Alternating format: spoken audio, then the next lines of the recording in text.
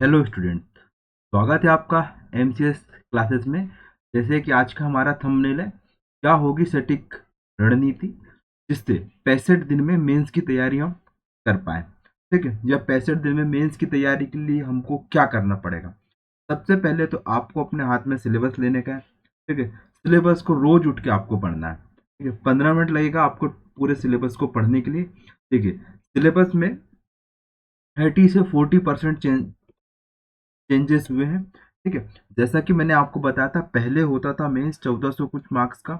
ठीक है, 1400 मार्क्स का होता था और 175 का साक्षात्कार इंटरव्यू होता था। लेकिन अब ये मेंस कितने का हो गया? 1500 का हो गया। ठीक है, साथ ही 185 का क्या हो गया? साक्षात्कार हो गया। अब ये 1500 को उन्होंने 6 पेपरों में डिवाइड किया। कितने पेपरों में? 6 पेपर में। पहला पेपर 300 मार्क्स का, दूसरा 300, तीसरा 300, चौथा 300। ठीक है, ऐसे। और पांचवा कितने का? 200 का। और लास्ट कितने का है? 100 मार्क्स का होगा। ठीक है, ये मैंने आपको लास्ट लेक्चर में बता दिया था। आज हम लोग देखेंगे कैसे हम अपने सिलेबस को 65 डेज में कवर कर लें। तो सबसे पहले आइए हम लोग देखते हैं क्या सिलेबस में हमारे है क्या और क्या क्या चेंजेस हुए हैं। ठीक है, देखिए, पहला हिस्ट्री का पेपर होता है, पार्ट ए। ठीक, अब देखिए इसमें क्या लिखा है?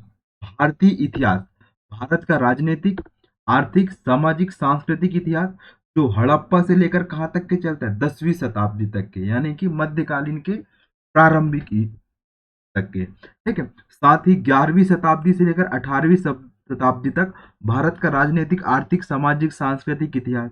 ठीक है, सल्तनत एवं मुगल शासक और उनका प्रशासन तथा मध्यकालीन संस्कृति का अभ्युदय। ये पुराना ही सिलेबस है ये। ठीक है, तो आप वहां से कवर कर सकते हैं। नया टॉपिक ऐड हुआ इसमें, इकाई दूसरी, प्रागैतिहासिक एवं आद्य ऐतिहासिक मध्य प्रदेश। मध्य प्रदेश के प्रमुख राजवंश, गर्दभिल वंश, नागवंश, औलिकर वंश, परिव्राजक वंश। ठीक है, उच्चकल्प वंश, गुर्जर प्रतिहार, कलचूरी, चंदेल, परमार, तोमर, गोंड, कच्छप घात। ये नई यूनिट है, तो इसे आपको बहुत अच्छे से करना। और पर्टिकुलर ये किसकी है? एमपी की यूनिट है ना। तो ये आईएमपी हो जाती है हमारे सिलेबस के लिए। अब इसके लिए हमें कौन सी बुक प्रिपेयर मतलब प्रिफर करना चाहिए? देखिए, मैं यहाँ आपको किताब तो नहीं बताऊंगा, लेकिन अभी मार्केट में चल रहा है, दर्पण पब्लिकेशन की किताब चल रही है, दर्पण कोचिंग की किताब। तो आप उनकी बुक्स ले सकते हैं, उनके नोट्स बहुत ही अच्छे, सरल और इजी लैंग्वेज में। ठीक है, बाकी मैं और आपको रिकमेंड करूंगा तो इग्नू, इग्नू के आप नोट्स, या फिर जो इंटरनेट पे जो इनके पीडीएफ डली हुई है, वहां से आप डाउनलोड कर सकते हैं। वहां से भी आप कवर कर सकते हैं। यदि आपको भाषा लिखनी है तो सबसे बेस्ट भाषा होती है इग्नू की किताब की। बहुत इजी लैंग्वेज में, बहुत ही सिंपल, और समझ आ जाती है आसानी से सामने वाले को। और ये आपकी परिपक्वता को भी प्रेजेंट करती है, उसकी इग्नू की भाषा। तो आप इग्नू को सोर्स मानते हुए, या फिर आप दर्पण पब्लिकेशन या कोई भी पब्लिकेशन की किताब उठा लीजिए। मैं यहाँ पे नोट्स नहीं बताऊंगा आपको किसी भी चीज़ के लिए, क्योंकि आप ऑलरेडी एक्सपीरियंस है। लेकिन हाँ, मैं भाषा के लिए बोलूंगा, क्योंकि अधिकांश लोगों का चयन इस वजह से नहीं हो पाता है क्योंकि वो सामान्य लैंग्वेज में आंसर्स को लिख देते हैं और क्वेश्चन की प्रकृति को समझे बिना अपने उत्तर को लिखना स्टार्ट करते हैं। तो सबसे पहले उनको क्या करना पड़ेगा? क्वेश्चन की प्रकृति समझना पड़ेगा कि वो क्वेश्चन की डिमांड क्या है। जैसे उन्होंने पूछा कि 1857 की क्रांति क्या स्वतंत्रता संग्राम थी? Question mark. तो इसमें आपको बताना पड़ेगा प्रत्येक विद्वानों ने क्या कहा है इस क्रांति के बारे में। फिर उस क्रांति के लिए आपको साक्ष्य देने पड़ेंगे, मतलब एविडेंस। आपका उत्तर तभी कंप्लीट माना जाता है जब आपने उसमें एविडेंस दिया है। यदि मैं बोलूं कि भारत एक समृद्ध राज्य है सांस्कृतिक विरासत की दृष्टि से, मैं बताऊंगा कि हमारा ऐसी कौन कौन सी सांस्कृतिक विरासत है कि मूर्ति कला के लिए हमारे यहाँ अमरावती, गंधार इत्यादि शैलियां हैं, जबकि हमारे मंदिर निर्माण की बेसर, द्रविड़ियन, नागर इत्यादि शैलियां। तो ये क्या होती है? आपके आंसर में सटीकता लाती हैं, जो एविडेंस के रूप में यूज होती है। और यदि आपने इसमें एग्जाम्पल्स ऐड कर दिया है तो वो आपका आंसर कैसा हो जाता है? कंप्लीट हो जाता है। यही हम लोग सीखेंगे अपनी आंसर राइटिंग क्लास में। ठीक है स्टूडेंट्स, आई होप आपको चीजें क्लियर होती जा रही होंगी। तो आपको भाषा किसकी यूज करना है? इग्नू की। ठीक है, तो देखिए, तीसरी इकाई है, पुरानी ही इकाई है ये, कि ब्रिटिश शासन का भारतीय अर्थव्यवस्था और समाज पर प्रभाव। ठीक है, ब्रिटिश उपनिवेश के प्रति भारतीयों की प्रतिक्रिया। प्रतिक्रिया, कि कृषकों ने क्या विद्रोह किया, जनजातियों ने क्या विद्रोह किया, प्रथम स्वतंत्रता आंदोलन या संग्राम 1857 की क्रांति, भारतीय पुनर्जागरण जागरण राष्ट्रीय स्वतंत्र आंदोलन एवं इसके नेतृत्वकर्ता, और मध्य प्रदेश में स्वतंत्रता आंदोलन। इनकी एक किताब है मध्य प्रदेश में स्वतंत्रता आंदोलन की, हंसा मेहता की, हिंदी ग्रंथ एकेडमिक किताब है। एक बार उस किताब को आप पढ़ लीजिएगा, क्रोनोलॉजी बहुत शानदार दी हुई है, कंटेंट भी बहुत अच्छा है, आपको वहां से सब कुछ डेटा मिल ही जाएगा। ठीक है, मैं आपको ऑथेंटिक किताब बताऊंगा जो मध्य प्रदेश शासन की जो किताबें चलती। यूनिट 4 क्या है, गणतंत्र के रूप में भारत का उदय, राज्यों का पुनर्गठन, मध्य प्रदेश राज्य के रूप में गठन, स्वतंत्रता प्राप्ति के पश्चात प्रमुख घटनाएं। ठीक है, भारतीय सांस्कृतिक विरासत, ये मध्य प्रदेश के विशेष संदर्भ में पूछा उन्होंने, प्राचीन काल से लेकर आधुनिक काल के विभिन्न कला प्रारूप, साहित्य, पर्व एवं वास्तुकला के प्रमुख पक्ष। ठीक है, इसमें सब कुछ आ जाएगा, और ये मध्य प्रदेश और एमपी की टॉपिक है, तो ये नया टॉपिक है ये। ठीक है, फिर क्या है, मध्य प्रदेश के विश्व धरोहर स्थल एवं पर्यटन, बहुत ही आईएमपी, क्योंकि अधिकांश राजस्व मध्य प्रदेश सरकार को पर्यटन से प्राप्त होता है। ठीक है, और हाल ही में हम लोग कैसे, जैसे आपने सुना होगा महाकाल लोक, भिलट देवलोक, ठीक है, देवी लोक, राम लोक, आपने सुना होगा, हम लोग धार्मिक पर्यटन के केंद्रों को विकसित कर रहे हैं ताकि हमारी जो संस्कृति है उसे विश्व वैश्विक स्तर पर क्या मिले, नाम मिल सके। ठीक है, प्रसिद्धि मिल सके। इकाई तो 5वीं, इसमें क्या है, मध्य प्रदेश की प्रमुख रियासतें, गोंडवाना रियासतें, बुंदेली, बघेली, होलकर, सिंधिया, भोपाल रियासतें। ठीक है, फिर क्या है, मध्य प्रदेश के जनजातीय नायक एवं संघर्ष, जनजातीय नायकों का संघर्ष एवं इतिहास में योगदान, राजा शंकर शाह पढ़ना है अपने को, रानी दुर्गावती पढ़ना है, रघुनाथ शाह पढ़ना है, भीमा नायक पढ़ना है, खाजिया नायक पढ़ना है, टांटिया भील पढ़ना है, गंजन सिंह कोरकू पढ़ना है, बादल भोई पढ़ना है, और पेमा पाल्या पढ़ना है। तो ये नई यूनिट है,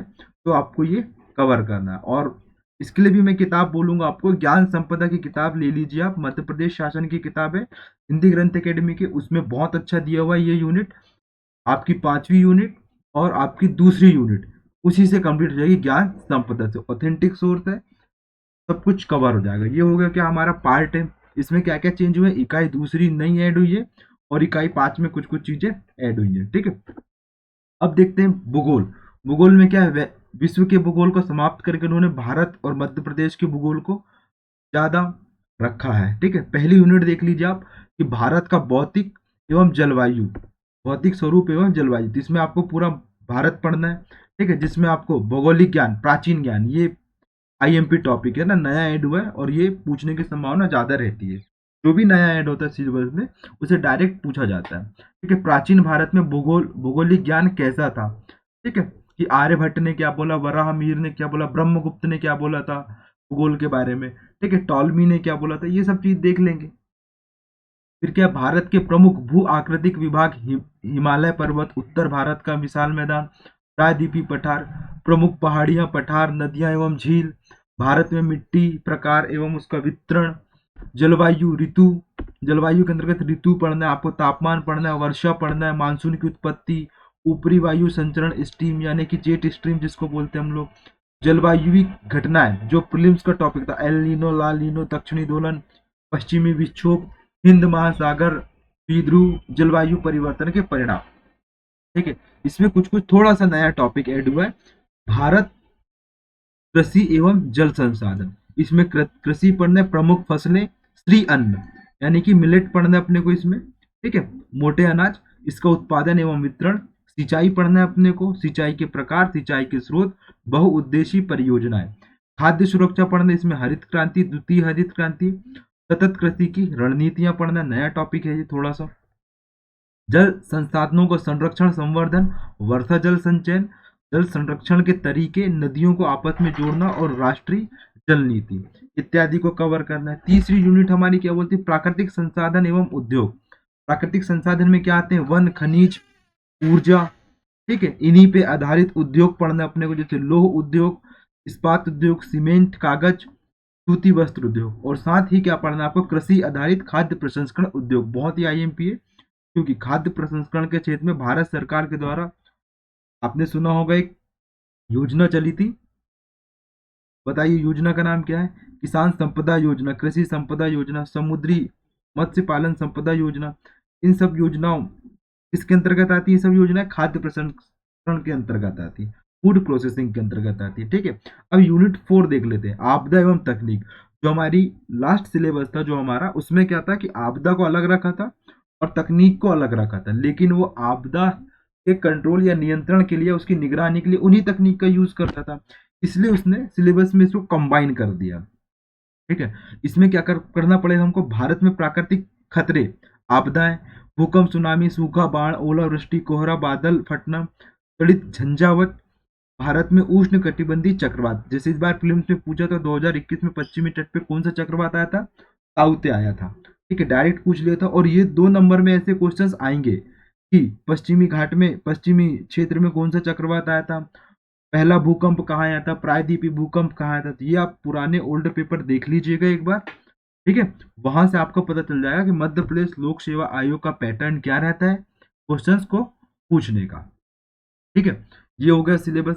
फिर क्या है, इसी में आपको क्या पढ़ना है? भारत में जनसंख्या वृद्धि, संसाधन पर जनसंख्या का दबाव और ग्रामीण शहरी प्रवास, ये आईएमपी टॉपिक है। ठीक है, प्रदूषण इसमें अब उन्होंने ऐड कर लिया है कि वायु प्रदूषण, जल प्रदूषण, मिट्टी, भूमि प्रदूषण, उनका रोकथाम, नियंत्रण, प्रबंधन और प्रदूषण को कम करने के क्या क्या उपाय किए जा सकते हैं। और साथ ही आपको क्या पढ़ना है? भूगोल में उन्नत तकनीकें, दूर संवेदन, जीआईएस, जीपीएस, इनके अनुप्रयोग और उपग्रहों के प्रकार। और 5वीं यूनिट है हमारी मध्य प्रदेश का भूगोल, बहुत ही आईएमपी टॉपिक है ये भी। प्रमुख भू आकृतिक विभाग, मालवा का पठार, मध्य भारत पठार, बुंदेलखंड पठार, विंध्याचल श्रेणी, बघेलखंड पठार, नर्मदा सोन घाटी, सतपुड़ा श्रेणी, इत्यादि चीज को कवर करना है। साथ ही मध्य प्रदेश की नदियां, उनकी सहायक नदियां, जलवायु पढ़ना है मध्य प्रदेश की मृदा पढ़ना है, उनका वितरण पढ़ना है, और मृदा अपर्दन, उसके संरक्षण की विधियां। प्राकृतिक वनस्पति, वनों के प्रकार, वितरण और प्रमुख वनोपज कौन कौन से, लघु वनोपज और गौड़ वनो मुख्य वनोपज। ठीक है, प्रमुख फसलें, सिंचाई परियोजनाएं पढ़ना है आपको, खनिज पढ़ना है, ऊर्जा संसाधन पढ़ना है, ये सब चीज इसमें पढ़ना है। ठीक है, और साथ ही जनसंख्या वृद्धि, वितरण एवं घनत्व, इसको कवर करना है पहले पेपर में। टोटल नंबर कितने होंगे इसमें? 300 मार्क्स का पहला पेपर होगा। ठीक है, दूसरे पेपर में क्या चेंज आया? अब देखिए, इसको पढ़ने के लिए सिंपल सा चीज है कि आप हिस्ट्री के आंसर्स कैसे लिखेंगे, है ना। मैं आपको बताते जा रहा हूँ यहीं पे आप हिस्ट्री के आंसर्स में क्या क्या लिख सकते हैं। ठीक है, देखिए सबसे पहले हिस्ट्री के आंसर में आपको लिखना है, तो आप क्या कर सकते हैं? किसी भी अभिलेख, आप अभिलेख को इंट्रो में डाल सकते हैं। ठीक है, अभिलेख के पश्चात आप किसी की किताब को डाल सकते हैं इंट्रो में। ठीक है, किताब के बाद फिर आप क्या डाल सकते हैं? किसी किसी लेखक ने क्या कहा है, ठीक है, या फिर इतिहासकार ने क्या कहा है उसके बारे में, उसको आप इंट्रो में लिख सकते हैं, ताकि आपका इंट्रो ऐसा हो कि वो चेक करने वाला समझ जाए कि हाँ ये बच्चा पढ़ के आया है। तो आपको क्या करना है हिस्ट्री में अपने आंसर्स को लिखने के लिए? आपको यही थोड़ा थोड़ा बता दूं। पहले तो अभिलेख की, मान लीजिए कि उसने पूछा खारवेल राजा के बारे में, तो खारवेल राजा की जानकारी हमको हाथी गुफा अभिलेख से मिलती है, जिनका साम्राज्य क्षेत्र क्या था? चेदी वंश के वो प्रमुख राजा थे, उड़ीसा कलिंग के आसपास इनका साम्राज्य था। बस ऐसे ही आंसर लिखना है। जैसे कि उन्होंने पूछा हर्ष के बारे में आप टिप्पणी करें, तो आप लिखेंगे बाणभट्ट द्वारा रचित हर्ष चरित्र में, ठीक है, बाणभट्ट द्वारा रचित हर्ष चरित्र से ही हर्ष की जानकारी मिलती है, जिसकी प्रमुख राजधानी क्या थी? कन्नौज। तो आपको ऐसे अपने आंसर्स को शुरू करना है। जैसे उन्होंने पूछा अलाउद्दीन खिलजी की बाजार व्यवस्था को लिखें, तो आपको बताना पड़ेगा जियाउद्दीन की किताब के बारे में। जियाउद्दीन बर्नी ने अपनी किताब में बाजार व्यवस्था का संक्षेप में वर्णन किया, तो आपको उसको लिखना पड़ेगा। तो इस तरह आप इतिहास के आंसर्स को शुरू कर सकते हैं। अब ज्योग्राफी के आंसर्स में क्या है? आपको सबसे पहले तो डायग्राम कंपलसरी है इसमें, कि आप प्रत्येक उत्तर में डायग्राम बनाने की कोशिश करें। ठीक है, और लिखें। जैसे मान लीजिए मृदा के बारे में उन्होंने पूछा है कि भारत में मृदा के प्रकार को बताते उनके वितरण को समझाइए, तो आपको बताना पड़ेगा आईसीएआर के अनुसार भारत में 8 प्रकार की मृदा को वर्गीकृत किया गया है आईसीएआर ने। ठीक है, जिसकी प्रधानता इस प्रकार है। फिर आप 8 प्रकार की मृदा को सिंपल और कंसाइज वे में लिख सकते हैं, और इसमें एक बढ़िया सा मैप होगा जो आपके आंसर्स को क्या करेगा? एकदम सटीकता प्रदान करेगा। ठीक है, ये हो गया क्या ज्योग्राफी में अपने आंसर्स को लिखने का तरीका। और एग्जाम्पल्स कंपलसरी है। एग्जाम्पल्स ही आपके एविडेंस के रूप में यूज किए जाएंगे प्रत्येक आंसर में। ताकि आपको 7 में से 6, 7 में से 5 और 10 में से आपको कितने मार्क्स मिल सके, 8 मार्क्स मिल सके। ठीक है, हम लोग आंसर राइटिंग की क्लासेस कंटिन्यू करेंगे 2 दिन बाद से। ठीक है, अब देखते हैं प्रश्न पत्र दूसरा हमारा। इसमें क्या है, संविधान, शासन व्यवस्था, राजनीतिक एवं प्रशासनिक संरचना। अब तक के प्रशासन नहीं पूछा जाता था, लेकिन अब क्या, प्रशासन भी पूछने लगे, क्योंकि हमको उसी में काम करना है। ठीक है, आप जब एडमिनिस्ट्रेशन में जाएंगे तो आपको एडमिनिस्ट्रेशन की हल्की फुल्की जानकारी तो होना चाहिए कि किस प्रकार एडमिनिस्ट्रेशन काम करता है। ठीक है, देखिए इसका पहला यूनिट क्या है, भारतीय संविधान निर्माण विशेषता, मूल ढांचा संशोधन, वैचारिक तत्व, उद्देशिका, मूल अधिकार, मूल कर्तव्य, राज के नीति निर्देशक तत्व, संघवाद। संघवाद बहुत ही चर्चे में, आपको बताया जाएगा संघवाद कितने प्रकार के होते हैं, वित्तीय संघवाद, प्रतिस्पर्धी संघवाद, ठीक है, सहकारी संघवाद, और कौन सा, सम्मित संघवाद। ठीक है, आपको डिटेल में समझाया जाएगा। केंद्र राज्य संबंध, उच्च न्यायालय, सर्वोच्च न्यायालय, तो न्याय पुनरावलोकन, न्यायिक सक्रियता, लोक अदालत एवं जनहित याचिका।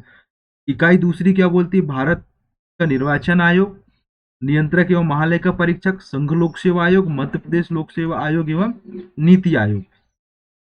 भारतीय राजनीति में धर्म, जाति, निर्जाति, भाषा एवं लिंग की भूमिका का वर्णन, ये पुराना टॉपिक है। ठीक है, फिर इकाई तीसरी, लोकतंत्र की प्रमुख विशेषताएं, राजनीतिक प्रतिनिधित्व, निर्णय प्रक्रिया में नागरिकों की भागीदारी। इसमें जो यूनिट 4 थी हमारी, उसको यूनिट 3 में उन्होंने डाल दिया है, जिसमें हमारे क्या थे, राजनीतिक थिंकर थे।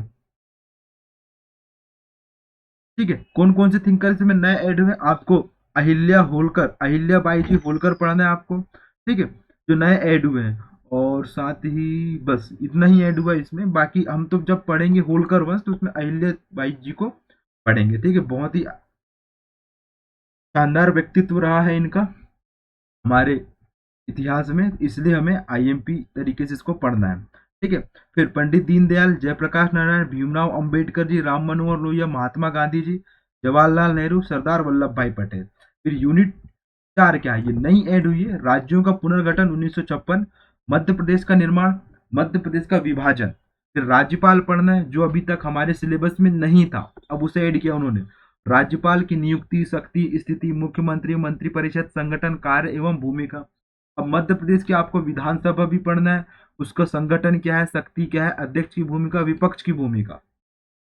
मध्य प्रदेश उच्च न्यायालय, संगठन, क्षेत्राधिकार, भूमिका। फिर इसमें एक नया ऐड हुआ है, उन्होंने कंसाइज किया है, जवाबदेही एवं अधिकार, प्रतिस्पर्धा आयोग, अनुसूचित जाति आयोग, जनजाति आयोग, पिछड़ा वर्ग, केंद्रीय सतर्कता आयोग, मानव अधिकार आयोग, सूचना आयोग, उपभोक्ता फोरम, बाल आयोग एवं महिला आयोग। ठीक है, और इकाई 5वीं एकदम नहीं है, जो सबके लिए बराबर है ना। इसमें क्या पढ़ना आपको, मध्य प्रदेश का प्रशासन, सचिवालय, मुख्य सचिव, आयुक्त, मध्य प्रदेश में जिला प्रशासन, जिलाधीश की भूमिका, मध्य प्रदेश में ग्रामीण स्थानीय स्वशासन, जिसमें पंचायती राज शक्तियां, शहरी स्वशासन, स्थानीय स्वशासन में वित्त, लोकशाही एवं स्वायत्त का महत्व। ठीक है, ये आपको एक किताब आएगी हिंदी ग्रंथालय में, आपको मिल जाएगी, मध्य प्रदेश का प्रशासन करके ही आई है वो किताब। तो आप उस किताब को लेकर आप इस टॉपिक को कवर कर सकते हैं। मध्य प्रदेश की राजनीति में महिलाओं की भूमिका, और मध्य प्रदेश की राजनीति में सामुदायिक मुद्दे। अब देखिए आपको पॉलिटी के आंसर्स कैसे लिखना है। सबसे पहले तो आपको क्या, अपने आर्टिकल से स्टार्ट कर सकते हैं, कि उन्होंने पूछा सुप्रीम कोर्ट की शक्तियां बताएं, तो फिर आपको बताना पड़ेगा कौन कौन सी शक्तियां, प्रारंभिक क्षेत्राधिकार, अपीली क्षेत्राधिकार, इन सब चीज, तो इनको आर्टिकल में ही बताना है। पॉलिटी आप बिना आर्टिकल के नहीं लिख सकते हैं, चाहे राज्य निर्वाचन आयोग आयोग आया हो, या फिर संघ लोक सेवा आयोग आया हो, है ना। प्रत्येक आंसर में आपको यहाँ पे क्या करना है, आर्टिकल का यूज करना है। मान लीजिए आपको मानवाधिकार आयोग आया, तो आपको बताना पड़ेगा अधिनियम कब आया था, 1992 में आया था मानवाधिकार आयोग। ठीक है, महिला आयोग का अधिनियम कब आया था, 1990 में आया था। गठन कब हुआ, 1992 में। इसी प्रकार आपको किसका यूज करना है, या तो आप आर्टिकल का यूज कर सकते हैं, या फिर आप अधिनियम का यूज कर सकते हैं। ठीक है, इस प्रकार अपने आंसर्स को क्या कर सकते हैं, आप परफेक्ट बना सकते हैं। और इसमें भी एग्जाम्पल कंपलसरी है, प्रत्येक उत्तर में एग्जाम्पल होना जरूरी है। ठीक है, आई होप आपको चीजें क्लियर हुई होंगी। जैसे यहाँ पे लिखा है लोक अदालत एवं जनहित याचिका, तो आपको बताना पड़ेगा जनहित याचिका और लोक अदालत की शुरुआत किसने की थी, पी एन भगवती कृष्ण और कृष्ण अय्यर ने की थी। ठीक है, तो आपको ये 2 नाम याद रखने हैं। ठीक, फिर इसका पार्ट बी देख लेते हैं हम लोग, समाजशास्त्र। टोटल नया है, सबके लिए नया है, बस इसमें जो इकाई 5 है ये पुरानी है। ठीक है, लेकिन इसमें भी कुछ कुछ नया टॉपिक जोड़ा गया है। तो देखिए, समाजशास्त्र की आधारभूत अवधारणा, भारतीय समाज की संकल्पना, कुटुंब, परिवार, नातेदारी, गोत्र, वंश, परंपरा, समुदाय, संस्था, संघ, संस्कृति, मानदंड, मूल्य, सामाजिक समरसता के तत्व, सभ्यता, संस्कृति की अवधारणा, भारतीय संस्कृति की विशेषता, सामाजिक संस्थाएं, परिवार, शिक्षा, धर्म, वर्ण, ऋण, यज्ञ, संस्कार इत्यादि चीजों को पढ़ना। देखिए, इसके लिए अभी मार्केट में एक ही किताब चल रही है, दर्पण कोचिंग की। ठीक है, दर्पण पब्लिकेशन की, आप ले सकते हैं, बहुत ही शानदार किताब है। मैंने व्यक्तिगत रूप में इस किताब को पढ़ा है, इसलिए मैं बता सकता हूँ। और भी किताबें हैं दृष्टि वृष्टि की, तो आप देख सकते हैं। ठीक है, बाकी इसकी किताब तो मुझे नहीं मिल पाई, लेकिन हाँ, हिंदी ग्रंथ एकेडमी में सबकी किताबें हैं बस। लेकिन ऐसे है कि उसकी किताबों में आपको 3-4 किताबें लेना पड़ेगा, तब जाके आपका पूरा सिलेबस कंप्लीट होगा। पार्ट बी का समाजशास्त्र का केवल बता रहा हूँ मैं आपको, है ना। बहुत ही लंबा सिलेबस है ये समाजशास्त्र का, लेकिन है इजी। अब दूसरी इकाई क्या है इसमें, भारतीय समाज में विविधता एवं चुनौतियां, कि भारतीय समाज की संकल्पना क्या है, भारत के लोग क्या है, विविधता में एकता है तो किस प्रकार है, सांस्कृतिक विविधता, क्षेत्रीय, भाषी, धार्मिक और जनजाति, अपराध का बदलता परिदृश्य, नशीली दवाओं की लत लगना, आपने सुना होगा। ठीक है, आत्महत्या क्यों बढ़ रही है, साइबर अपराध क्यों बढ़ रहा है, महिलाओं के प्रति अपराध में किस प्रकार वृद्धि हो रही, क्या पैटर्न है उनका, वर्तमान बहस, भारत में परंपरा एवं आधुनिकता। ठीक है, साथ ही आपको राष्ट्र निर्माण की समस्या में आपको क्या पढ़ना पड़ेगा, धर्मनिरपेक्षता, बहुलवाद और राष्ट्र निर्माण। ठीक, फिर तीसरी इकाई क्या है, ग्रामीण एवं नगरीय समाज शास्त्र। इसमें पढ़ना पड़ेगा ग्रामीण समाज के अध्ययन, उपागम, शहरी ग्रामीण और ग्रामीणवाद। ठीक है, किसान अध्ययन। ठीक है, 73वें संशोधन के पहले और बाद में पंचायती राज की व्यवस्था किस प्रकार थी, किस प्रकार उन्होंने ग्रामीण विकास में अपनी सक्रिय भूमिका निभाई, किस प्रकार उन्होंने सत्ता का हस्तांतरण किया स्वतंत्रता के पश्चात, जब संवैधानिक प्रावधान नहीं था तब कानूनी प्रावधान था, जब 1973 के पश्चात जब उसको संवैधानिक दर्जा दिया गया तो क्या परिवर्तन आए पंचायती राज में, इस सब चीज का अध्ययन करना है। और उसी पंचायती राज ने किस प्रकार ग्रामीण विकास को सशक्त किया, या ग्रामीण विकास को सशक्त करने का प्रयास जो चल रहा है वह किस प्रकार है, इसका अध्ययन करेंगे हम इकाई 3 में। ठीक है, बंधुआ मजदूरी, प्रवासी मजदूर की समस्या, आपने सुना होगा कि बिहार से अधिकांश लोग प्रवसन के माध्यम से क्या करते, दूसरी राज्यों में प्रवेश करते, वहां पे रोजगार की तलाश करते, इसी को क्या कहा जाता है, प्रवासी मजदूर। कोरोना के पश्चात आपने सुना होगा बहुत ही ज्यादा चर्चे में था ये टॉपिक की, इधर उधर से लोग अपने मूल स्थान पर आ रहे थे। ठीक है, मध्य प्रदेश सरकार ने उनके लिए क्या योजना चलाई थी। ठीक है, नगरीय समुदाय की विशेषता, नगरीय समुदाय में परिवर्तन किस प्रकार हो रहा है, नगरीकरण के कारण और प्रभाव क्या है। तो कारण भी सकारात्मक हो जाएंगे, कारण सकारात्मक ही होते, लेकिन प्रभाव क्या, नकारात्मक सकारात्मक दोनों प्रकार के हो सकते हैं। ठीक है, नगर नियोजन की अवधारणा, आपने सुना होगा हड़प्पा संस्कृति की नगर नियोजन की प्रणाली किस प्रकार थी। ठीक है, नगर नियोजन को प्रभावित करने वाले कारक कौन कौन से, इन सब चीज का अध्ययन हम लोग करेंगे। और देखिए, यहाँ पे चौथा इकाई है औद्योगिकरण, वैश्वीकरण, सामाजिक विकास और जनसंख्या। तो यहाँ पे जनसंख्या बहुत अच्छे से लेकर, तो हमको जनसंख्या का अध्ययन बहुत अच्छे से करना है, क्योंकि वर्तमान में भारत की जनसंख्या विश्व में सर्वाधिक हो चुकी है। कितनी हुई है बताइए कमेंट्स बॉक्स में, 143 करोड़ हो चुकी है। ठीक है, फिर इकाई 5 मानव संसाधन विकास, सामाजिक कल्याण की योजना है। तो इसमें शिक्षा, स्वास्थ्य, वंचित वर्गों के लिए क्या प्रयास किए जा रहे हैं। ठीक है, गैर सरकारी संगठन की भूमिका क्या है इसमें, मध्य प्रदेश में जनजातियों की स्थिति पढ़ना है, और मध्य प्रदेश की क्या लोक संस्कृति का अध्ययन करना है इसमें। ठीक, ये हो गया क्या हमारा दूसरा यूनिट। ठीक, दूसरा पेपर। अब देखते हैं तीसरा पेपर। तीसरा पेपर अब पहले की जैसे टफ नहीं रहा है, अब बहुत ही ईजी कर दिया उन्होंने। पार्ट ए में पूरा इकोनॉमिक्स कर दिया। ठीक है, इकोनॉमिक्स पहली यूनिट क्या है, भारतीय अर्थव्यवस्था के मौलिक पहलू, कि भारतीय अर्थव्यवस्था की प्रमुख विशेषता क्या है, नया टॉपिक क्या है इसमें ऐड हुआ है, विकसित भारत @ 2047। तो ये हमारे सरकार का विजन है, 2047 तक के हमको क्या करना है, विकसित भारत बनाना है। ठीक है, अभी हम लोग क्या है, विकासशील है, विकासशील के पश्चात हम लोग किस में आएंगे, विकसित की श्रेणी में जाएंगे। ठीक है स्टूडेंट, आई होप आपको चीजें और भी क्लियर हुई होंगी। अब देखते हैं दूसरा इकाई क्या है इसमें, दूसरी इकाई कराधान एवं नीति परिदृश्य। इसमें हम लोग क्या पढ़ेंगे, राजकोषीय नीति, मौद्रिक नीति, नकद लेन देन, खाद्य सुरक्षा, गरीबी, बेरोजगारी, क्षेत्रीय असंतुलन, भारत की विदेश व्यापार नीति, अंतर्राष्ट्रीय वित्तीय संस्थान की भूमिका, IMF, वर्ल्ड बैंक, ADB और WTO। फिर इकाई तीसरी इसमें क्या, मध्य प्रदेश की अर्थव्यवस्था, बहुत ही आईएमपी टॉपिक है। मध्य प्रदेश का वेटेज अब बढ़ चुका है अपने सिलेबस में, ठीक है। मध्य प्रदेश के राज्य घरेलू उत्पाद और प्रति व्यक्ति आय में वृद्धि, आत्मनिर्भर मध्य प्रदेश, एक जिला एक उत्पाद, प्रमुख फसलें, पैटर्न, जोत, खाद्य सुरक्षा वितरण इत्यादि चीजों का अध्ययन करना है। उद्योगों की स्थिति का अध्ययन करना है। व्यापार, पर्यटन, निवेश प्रोत्साहन, इन सब चीजों का भी अध्ययन करना है। इकाई पांचवी भी मध्य प्रदेश से संबंधित है। मध्य प्रदेश में सामाजिक एवं आर्थिक विकास पढ़ना है कि किस प्रकार मध्य प्रदेश में बौद्धिक संपदा अधिकारों की प्रगति हुई है। मानव संसाधन की उत्पादकता एवं रोजगार क्या है, मध्य प्रदेश की जनसंख्या का प्रभाव किस प्रकार पड़ा है। वित्तीय सामाजिक समावेशन पढ़ना है, ठीक है। राज्य का राजस्व, व्यय एवं राजकोषीय अनुशासन, ये पूरा आपको आर्थिक सर्वेक्षण की किताब से कवर करना है, ठीक है। इकोनॉमी सर्वे जिसको हम बोलते हैं, इसके लिए कोई किताब नहीं मिलेगी आपको, लेकिन हाँ मार्केट में किताबें हैं, लेकिन आप आर्थिक सर्वेक्षण से डायरेक्ट पढ़ें तो आपको आंसर्स में आपके लिए डेटा मिल जाएगा। पांचवी यूनिट इसमें क्या है, सांख्यिकी, डेटा विश्लेषण या प्रायिकता, ठीक है।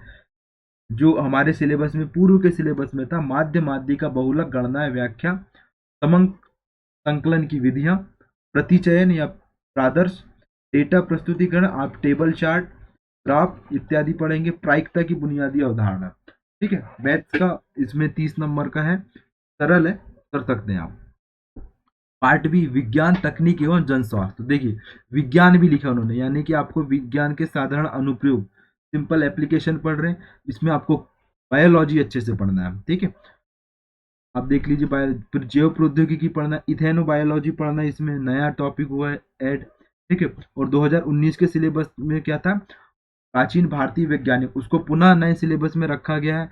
आर्यभट्ट, वराहमिहिर, ब्रह्मगुप्त, भास्कर प्रथम, भास्कर द्वितीय, खगोल शास्त्र में योगदान, वेधशालाएं आपको पढ़ना है, ठीक है। दूसरी यूनिट क्या है हमारी, कंप्यूटर विज्ञान, बहुत ही आईएमपी है, हमारे प्रीलिम्स का टॉपिक भी है ये, ठीक है। Internet, social media, e governance, AI, सब चीज पढ़ना है।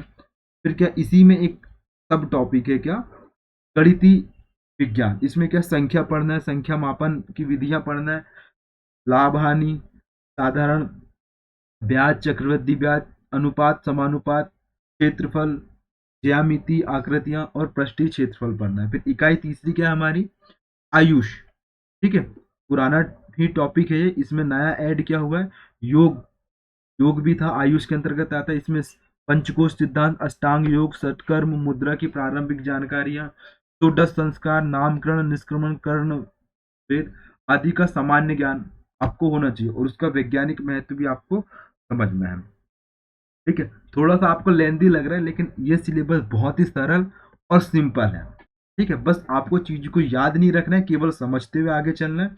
2-3 बार पढ़ेंगे तो अपने आप आपके आंसर्स में क्या दिखने को मिलेगी, सटीकता देखने को मिलेगी, ठीक है। इकाई पांचवी क्या है, राष्ट्रीय स्वास्थ्य कार्यक्रम, ठीक है।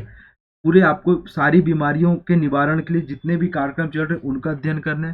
स्वच्छ भारत मिशन पढ़ना है, इसमें आयुष्मान भारत योजना पढ़ना है, राष्ट्रीय स्वास्थ्य मिशन पढ़ना है, विभिन्न बायोमार्क, हेमेटोलॉजी, बायोकेमिस्ट्री, सीरोलॉजी का अध्ययन करना है, ठीक है। फिर क्या इकाई 5, भारतीय परंपरा संस्कृति में पर्यावरण की अवधारणा, जनपद ध्वंस, वायु, जल, देश, काल की विकृति पढ़ना है, इसमें पर्यावरण से सारी चीजें इसमें पढ़ना है इकाई 5 में, ठीक है। ये हो गया क्या हमारा थर्ड पेपर का पार्ट भी। अब देखिए फोर्थ पेपर, फोर्थ पेपर अब हमारा 2 पार्ट में हो चुका है।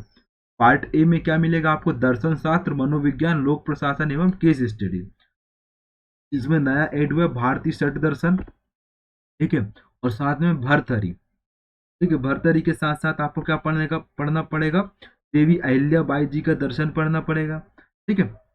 ये नया ऐड हुआ है। फिर इसमें क्या पढ़ना पड़ेगा, राष्ट्र निर्माण एवं नैतिक अवधारणा, दूसरी बार मिल चुका है ना। फिर तीसरी यूनिट पुरानी यूनिट है, मानवीय व्यवहार एवं मनोचिकित्सा। आप इसके लिए 11th क्लास की एनसीईआरटी पढ़ सकते हैं, साइकोलॉजी की, बहुत ही अच्छे से दिया हुआ ये टॉपिक है ना। फिर चौथी यूनिट क्या है, लोक प्रशासन में नैतिक मूल्य, कौन कौन से नैतिक मूल्य होंगे, नोलन कमिटी ने क्या बोला था, अमेरिकन सोसाइटी ने क्या बोला था, भारतीयों ने क्या बोला था इसमें, ठीक है, कि कौन कौन से मूल्यों का समावेश होगा। फिर इसी में एक अंतिम टॉपिक क्या है, भ्रष्टाचार के प्रकार, कारण, भ्रष्टाचार का प्रभाव, भ्रष्टाचार को अल्पमत करने के उपाय, समाज, सूचना तंत्र इत्यादि का अध्ययन करना। और पांचवी यूनिट क्या है हमारी, तो चारों यूनिट पर आधारित क्या है, केस स्टडी है, किसी पर भी आधारित एक केस स्टडी आ सकती है, आप आसानी से पढ़ सकते हैं इसको। ठीक है, फिर देखते हैं इसका पार्ट भी, उद्यमिता प्रबंधन, व्यक्तित्व विकास एवं केस स्टडी। आपने बीएससी बीकॉम बीए किया होगा तो उसमें एक सब्जेक्ट होता था उद्यमिता, उसी को इन्होंने सिलेबस में लाया है। और ये बहुत शानदार सिलेबस है, बहुत ही शानदार टॉपिक है, इसे आप आसानी से एक बार में पढ़ के कवर कर सकते हैं। उद्यमिता की अवधारणा एवं विकास, व्यवसायिक संगठन एवं प्रबंधन, कि आप किस प्रकार अपने व्यवसाय को बढ़ाने के लिए किस प्रकार का संगठन बनाते हैं और संगठन को संचालित करने के लिए किस प्रकार की योजना बनाते हैं, उस सब चीज का अध्ययन करेंगे इसमें हम लोग, है ना। या प्रशासन एवं प्रबंधन, लोक प्रशासन में प्रबंधन के महत्वपूर्ण आयाम पढ़ना, मानव संसाधन प्रबंधन। एल्टन मेयो ने अवधारणा दी थी इसकी, किसकी, मानव संसाधन प्रबंधन की, तो इसको पढ़ना है हमको। फिर समग्र व्यक्तित्व विकास पढ़ना है कि एक व्यक्ति का विकास किस प्रकार किया जा सकता है, सफलता की अवधारणा क्या है, सफलता प्राप्त करने में बाधाएं क्या क्या आती है। मुख्य बाधा तो मोबाइल ही है अभी, है ना। ठीक है, सफलता के लिए जिम्मेदार कारक कौन कौन से, असफलता से क्या सीखे आपने, सरकारी योजनाओं का क्रियान्वयन किस प्रकार किया जा रहा है जिससे कि व्यक्ति का विकास हो सके। और इन्हीं चारों यूनिट पर आधारित क्या होगी, केस स्टडी होगी, तो सबके लिए क्या होगी, इक्वल होगी। अब देखते हैं हम लोग पांचवें पेपर में क्या क्या परिवर्तन आया। तो नया सिलेबस के हिसाब से इसमें छंद और रस को जोड़ दिया गया, अलंकार को हटा दिया गया। ठीक है, अब आपको क्या पढ़ना पड़ेगा, रस और छंद पढ़ना था। जो पहले 35 नंबर का क्या था, ट्रांसलेशन था, उसे कितने नंबर का कर दिया, 30 नंबर का ट्रांसलेशन कर दिया। और प्रशासनिक शब्दावली कितने नंबर की कर दी है, 10 नंबर की कर दी है इन्होंने।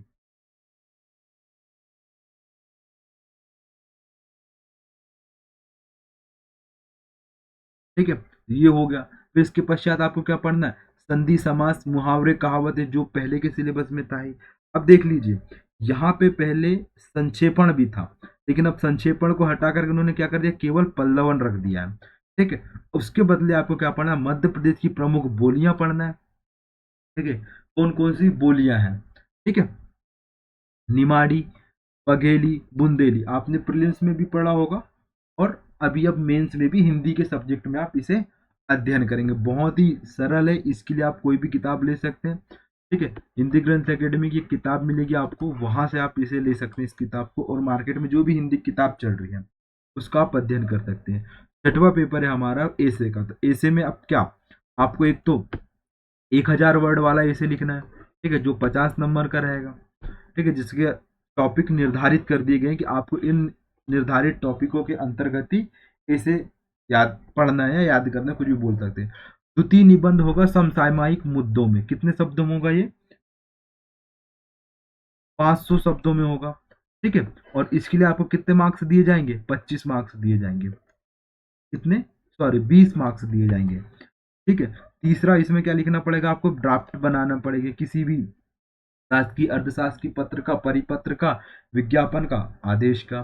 फिर पांचवा और चौथा इसमें टॉपिक है प्रतिवेदन, ये 15 नंबर का होगा, और प्रतिवेदन भी 15 नंबर का होगा। ठीक है, प्रतिवेदन में आप क्या पढ़ेंगे, अधिसूचना पढ़ेंगे, ज्ञापन पढ़ेंगे, टिप्पणी लेखन पढ़ेंगे। ठीक है स्टूडेंट, आई होप आपको चीजें क्लियर हुई होंगी।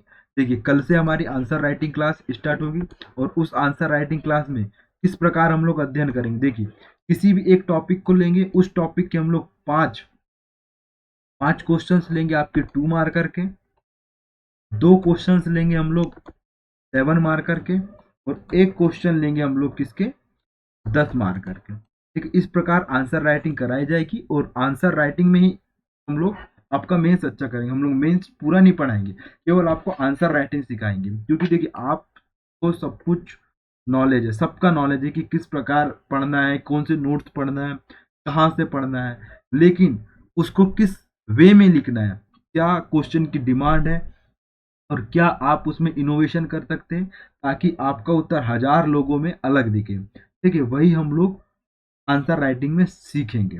ठीक है, thank you for watching MCS classes. आगे की क्लास के लिए आप हमारे टेलीग्राम चैनल को ज्वाइन कर सकते हैं, जिसमें आपको आंसर राइटिंग से रिलेटेड क्लासेस होंगी, और आंसर राइटिंग किस प्रकार सुदृढ़ कर सकते हैं, आप परफेक्ट कर सकते हैं, उसके लिए आपको कंटेंट भी प्रोवाइड किया जाएगा, अल्प मात्रा में। ज़्यादा हम लोग कंटेंट नहीं देंगे, लेकिन आपको वह कंटेंट देंगे जो आपके एग्जाम में आपके आंसर्स को क्या कर देगा, सटीकता प्रदान करेगा। ठीक है, thank you for watching M